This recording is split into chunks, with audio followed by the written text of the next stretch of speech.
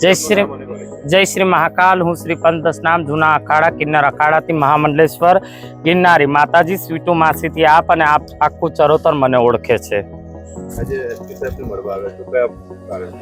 ઘણા સમયથી અમદાવાદના રહીશ કિન્નર બહેરામપુરાના ભાવના દે ઉર્ફે સલીમ પઠાણ અને કશિશ દે જે કેમેરામાં રહે છે અને એમના શિષ્યોને મોકલીને ખોટે ખોટી અમારા ગુરુઓ ઉપર એટ્રોસિટી કરાવડાવે છે, અમારા ગુરુઓ ઉપર ખોટા ખોટા કેસો લગાવડાવે છે અને મને ધમકી આપી છે જાનથી મારી નાખવાની, જે મેં એસપી સાહેબને પણ કીધું અને અંદર સાહેબને પણ સંભળાવ્યું અને મને ધમકી આપે છે આ લોકો કે હવે તું ક્યાંક ખોવાઈ જઈશ। આવી રીતના કેટલાય લોકો આગળ ખોવાઈ ગયા છે।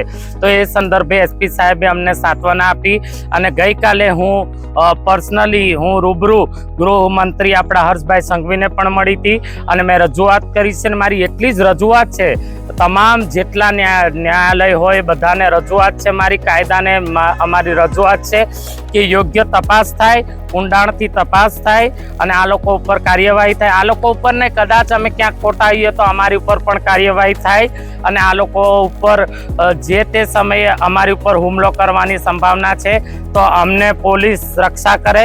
જો કોકના હાથે મરવું એના કરતા નહીં તો અમે અમારી જાતે આત્મહત્યા કરી લઈશું।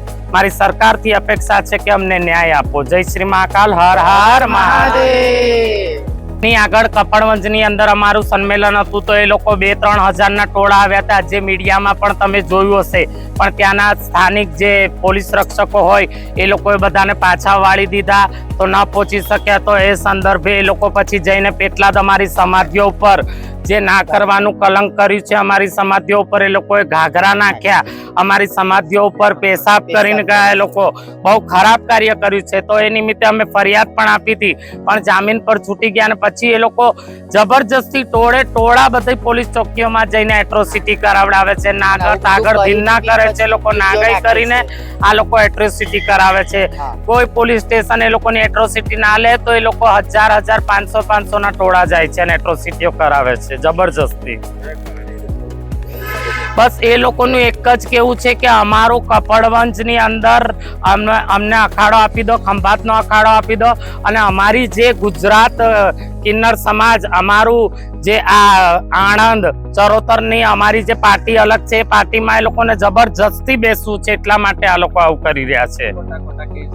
હા, અને અમે બેસાડવા માંગતા નથી એમને, અમારે એ લોકો સાથે નથી બેસવું, એ લોકો સાથે કોઈ સંબંધ નથી રાખવો, પણ જબરજસ્તી આ લોકો કરી રહ્યા છે। મને મારી જાનથી મારી નાખવાની ધમકી આપી છે, જેના લીધે થઈને હું આ માનસિક દવા લઉં છું। જો આ માનસિક દવા લેતી હોય તો તમે વિચાર કરો, આ ફાઇલ છે, હું શું ન કરી શકું, એમના ટોર્ચરથી હું આત્મહત્યા કરવા મજબૂર થઈ ગઈ છું।